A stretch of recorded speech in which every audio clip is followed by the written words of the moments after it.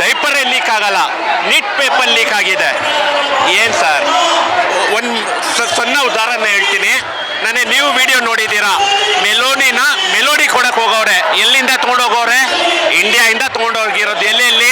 UAE, Norway, 5 countries ಹೋಗಿ ಅಲ್ಲಿ ಹೋಗವ್ರೆ. ಆ ಚಾಕ್ಲೇಟ್ನ ಎಷ್ಟು ಸೇಫ್ಟಿಯಾಗಿ ಇಟ್ಕೊಂಡು ಹೋಗವ್ರೆ ಅಂದರೆ ಮೆಲೋಡಿನ ಕೊಡೋಕ್ಕೆ. ಪೇಪರ್ ಸೇಫ್ ಇಕ್ಕಕ್ಕಾಗಲ್ವಾ ಸರ್? ಪೇಪರು ಸೇಫ್ಟಿ ಇಕ್ಕಕ್ಕಾಗಲ್ವಾ ಸರ್?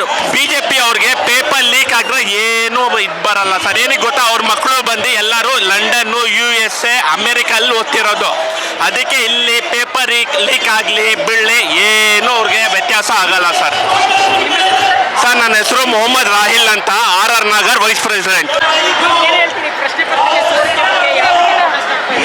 ಸರ್, ಬೇಸಿಕ್ಕಾಗಿ ಮೊದಲನೇದಾಗಿ ಇವ್ರಿಗೆ ಎಷ್ಟು ಬೈದ್ರೂ ಸಾಲಲ್ಲ. ಏನಕ್ಕೆ ಅಂತಂದರೆ ಮೇಯ್ನು ಬೇಕಾಗಿರೋದೇ ವಿದ್ಯಾಭ್ಯಾಸ. ಎಂಥವ್ರಿಗಾದ್ರೂ ಆ ವಿದ್ಯಾಭ್ಯಾಸದಲ್ಲೇ ಹಗರಣ ಮಾಡ್ತಾ ಇದ್ದೀರಾ ಅಂತಂದರೆ ಇನ್ನೆಂಥ ಚೀಪ್ ಸರ್ಕಾರ ಅಂತ ಇದಕ್ಕೆ ಹೇಳ್ಬೋದು. ಇದಕ್ಕಿಂತ ಇನ್ನೂ ಕೀಳು ಮಟ್ಟದಲ್ಲಿ ಬೈಬೇಕು ಆ್ಯಕ್ಚುಲಾಗಿ. ಇಷ್ಟೊಂದು ಈ ಥರ ಪರೀಕ್ಷೆ ಪತ್ರಗಳು ಅದು ನೀಟ್ ಅಂತ ಇದನ್ನು ಮಾಡ್ತಾ ಇರೋಂದರೆ ಇನ್ನು ನಮ್ಮ ದೇಶಗಳಲ್ಲಿ ಹೋಗ್ತಾ ಎಲ್ಲ ಕಲಬೆರಕೆ ಮಾಡಿ ಬಿಟ್ಬಿಡ್ತಾರೆ ಪ್ರತಿಯೊಂದೂ. ಇವ್ರಿಗೆ ಇನ್ನು ಯಾವುದೇ ಥರದಲ್ಲಿ ಬೈದ್ರೂ ಇವ್ರಿಗೆ ಏನೋ ನಮಗೆ ಸಾಲಲ್ಲ ಅನಿಸುತ್ತೆ ನಮಗೆ.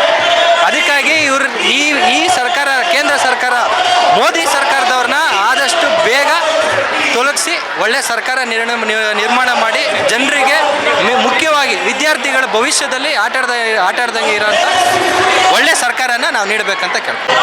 ಸರ್, ಪ್ರೊಟೆಸ್ಟ್ ಬಂದುಬಿಟ್ಟು ನಮ್ಮ ನೀಟ್ ಎಕ್ಸಾಮ್ ಬಂದುಬಿಟ್ಟು ಪೇಪರ್ ಲೀಕ್ ಆಗಿದೆ ಸರ್. ಇಂಥ ಪೇಪರ್ ಲೀಕ್ ಆಗಿರೋಗೋಸ್ಕರ ಸಿಕ್ಕಾಪಟ್ಟೆ ಸೂಸೈಡ್ಗಳು, ಎಷ್ಟೊಂದು ವಿದ್ಯಾರ್ಥಿಗಳು ಸೂಸೈಡ್ ಮಾಡ್ಕೊತವ್ರೆ.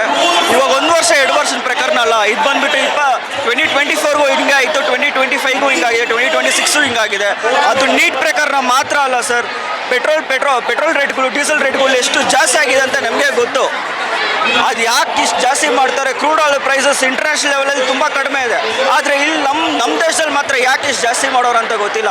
ಟೋಟಲಾಗಿ ಸ್ಟೂಡೆಂಟ್ ಲೈಫ್ ಹಾಳು ಮಾಡಬೇಕಂದ್ರೆ ನಮ್ಮ ಈ ಬಿ ಜೆ ಪಿ ಸರ್ಕಾರ ಏನು ಮಾಡಬೇಕೋ ಎಲ್ಲ ಮಾಡ್ತಿದೆ. ಎಲ್ಲ ವಿದ್ಯಾರ್ಥಿ ಲೈಫನ್ನು ಹಾಳು ಮಾಡೋದು, A to Z ಏನೇನು ಮಾಡಬೇಕೋ ಎಲ್ಲ ಮಾಡ್ತಾವ್ರೆ ಸರ್.